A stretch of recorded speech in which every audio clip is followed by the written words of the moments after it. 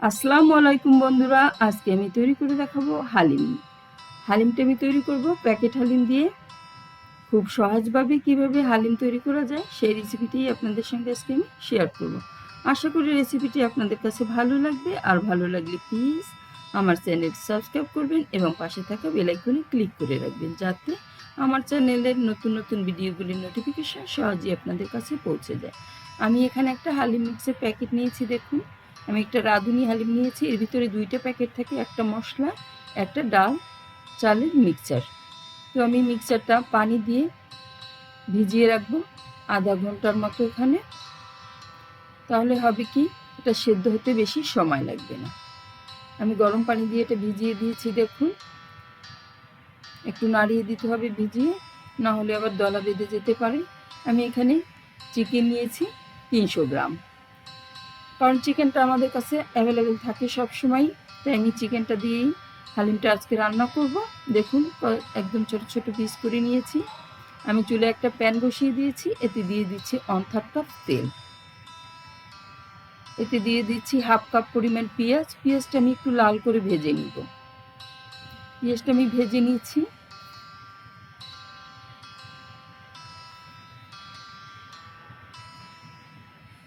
দেখুন, পেঁয়াজটা লাল হয়ে গেছে। এর মধ্যে দিয়ে দিচ্ছি আমি সবটুকু মাংসটা দিয়ে ভালোভাবে কষিয়ে নিতে হবে একটু সময়।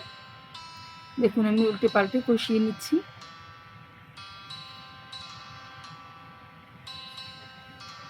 যেহেতু এটি ফার্মের মুরগি, তাই একটু তেলে ভেজে নিলে ভালো লাগে খেতে মাংসটা। আমি দিয়ে দিচ্ছি প্যাকেট মশলার অর্ধেকটা, আর বাকি অর্ধেকটা আমি শেষ পর্যায়ে ইউজ করব। আবারও কষিয়ে নিচ্ছি। দেখুন, দিয়ে দিচ্ছি স্বাদ মতো লবণ। মরিচের গুঁড়াটা আপনারা আপনাদের পছন্দ মতো দেবেন, যে যেমন ঝাল খান। হলুদের গুঁড়া 1/2 চা চামচ, রসুন পেস্ট 1/2 চা চামচ, আদা পেস্ট 1/2 চা চামচ, আরও দিয়ে দিচ্ছি জিরা পেস্ট 1/2 চা চামচ। ধনিয়ার গুঁড়াটা আমি দেইনি, আপনারা চাইলে দিতে পারেন। আমি ভালোভাবে মিক্স করে পানি দিয়ে দিচ্ছি একটু, যেন মাংসটা সেদ্ধ হয়। এটা ফার্মের মুরগি, বেশি পানির দরকার হবে না। আমি এখানে 1/2 কাপের মতো দিয়ে দিচ্ছি, দিয়ে কষিয়ে রান্না করে নিচ্ছি। আমি আর ঢাকনা দেব না। মাংসটা আমার রান্না করা হয়ে গেছে, আমি তুলে নিচ্ছি। বাকি মশলায় আমি হালিমের মিক্সটা ভালোভাবে কষিয়ে নেব। দেখুন, এটা অনেকটাই সফট হয়ে গেছে ভিজানোর ফলে, এবং ফুলেও গেছে অনেকটা। এখন আমি কষিয়ে নিচ্ছি। কষিয়ে নিলে হবে কি, এর স্বাদটা অনেক ভালো আসবে। ভালোভাবে কষিয়ে আমি এর মধ্যে দিয়ে দিচ্ছি 1 লিটার পরিমাণ গরম পানি। গরম পানিটা দিলে হবে কি, এটা ভালোভাবে সিদ্ধ হয়ে যাবে এবং তাড়াতাড়ি সিদ্ধ হবে। আর যেহেতু আমি এটা ভিজিয়ে রেখেছিলাম, তাই এটা সিদ্ধ হতে বেশি সময় লাগবে না। আমি বড় আস্ত দানাগুলি ভেঙে দিচ্ছি একটু। দেখুন, ভেঙে দিতে হবে, নাহলে আস্ত দলা দলা শক্ত হয়ে থাকবে। আমি ঢেকে দিচ্ছি। ঢেকে রান্না করব ডালের মিক্সচারটা সিদ্ধ হওয়া পর্যন্ত। এ পর্যায়ে ফুটে উঠেছে এবং অনেকটা পরিমাণেই ঝোলটা কমে আসছে। আমি দিয়ে দিচ্ছি মাংসের সবটুকু, দিয়ে ভালোভাবে নাড়িয়ে দিতে হবে। আবারও আমি ঢেকে দিচ্ছি। আমার পছন্দ মতো এর ঘনত্বটা আসলে আমি এতে বাগার দিয়ে নিব। দেখুন, হালিমটা অনেকটাই ঘন হয়ে গেছে এবং সিদ্ধও হয়ে গেছে। এ পর্যায়ে আমি ঢেকে রেখে বাগারের প্রিপারেশনটা করে নিচ্ছি। আমি দিয়ে দিচ্ছি 2 টেবিল চামচ পরিমাণে তেল, দিয়ে দিচ্ছি 1 টেবিল চামচ পরিমাণে রসুন কুচি। রসুনটা একটু হালকা ভেজে নিব। দেখুন, আমি ভেজে নিচ্ছি। এ পর্যায়ে আমি দিয়ে দিচ্ছি 6টা শুকনো মরিচ। দিয়ে আবারও যখন একটু লাল লাল হয়ে আসবে, সেই অবস্থায় আমি দিয়ে দিব 1 চা চামচ হলুদ সরিষা। আপনারা চাইলে এখানে কালো সরিষাটাও দিতে পারেন, কালো সরিষাটা একটু ঝাঁঝ বেশি থাকে। দেখুন, এদিকে হালিম মিক্সচারটাও ফুটছে। এটা অনেকটাই ঘন হয়ে গেছে, আমার পছন্দ মতো ঘনত্ব এসে গেছে। আমি এতে বাগারটা দিয়ে দিচ্ছি, দিয়ে 2-3 মিনিটের মতো ঢেকে রাখবো, যাতে ঘ্রাণটা ভালোভাবে হালিমের সঙ্গে মিক্স হয়।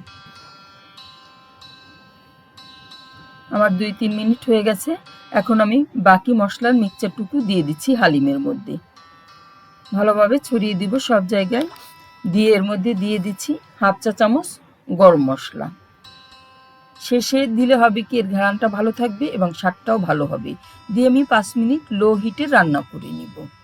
যাতে এর স্বাদটা ভালো হয় এবং সমস্ত ঘ্রাণ হালিমের সঙ্গে ভালোভাবে আসে। দেখুন এর ঘনত্বটা কেমন হয়েছে। আমি এ পর্যায়ে নামিয়ে নিব। আপনাদের যদি এর চেয়ে ঘন বা পাতলা খেতে চান সেভাবে করে নেবেন। আমার তৈরি করা হয়ে গেছে ঝটপট হালিম। এখানে আমি কিছুটা ধনেপাতা কুচি, ব্রেস্তা, শসা, লেবু, আদা এগুলি নিয়েছি। এগুলি দিলে এর স্বাদটা আরও বেড়ে যাবে। আমি হালিমটা পরিবেশন করে দিচ্ছি। দেখুন এর উপরে এখন আমি দিয়ে দিচ্ছি কাঁচামরিচ কুচি। এগুলো আপনারা আপনাদের টেস্ট অনুযায়ী দিয়ে দিবেন। দিয়ে দিচ্ছি শসা কুচি, দিয়ে দিচ্ছি ধনেপাতা, দিয়ে দিচ্ছি কিছুটা ব্রেস্তা। এখন দিয়ে দিব এর উপরে কিছুটা আদা স্লাইস। হালিমের সঙ্গে আদাটা খেলে হবে কি পেটটা ভালো থাকবে। দিয়ে এর উপর এখন লেবু দিয়ে দিব। সাধারণত আমরা এই লেবুটা চিপে হালিমটা খাই, তাহলে স্বাদটা আরও ভালো হয়। দেখুন এটা আমার ডেকোরেশন করা হয়ে গেছে। তো তৈরি হয়ে গেল ঝটপট হালিম মিক্সার দিয়ে হালিম তৈরি। আশা করি রেসিপিটা আপনাদের কাছে ভালো লেগেছে। আর ভালো লাগলে প্লিজ আমার চ্যানেলটি সাবস্ক্রাইব করবেন। আর যারা সাবস্ক্রাইব করে দিয়েছেন তাদেরকে অসংখ্য ধন্যবাদ। বেশি বেশি শেয়ার করে দিবেন, বাসায় ট্রাই করবেন। সবাই খুব বেশি ভালো থাকবেন। আল্লাহ হাফেজ।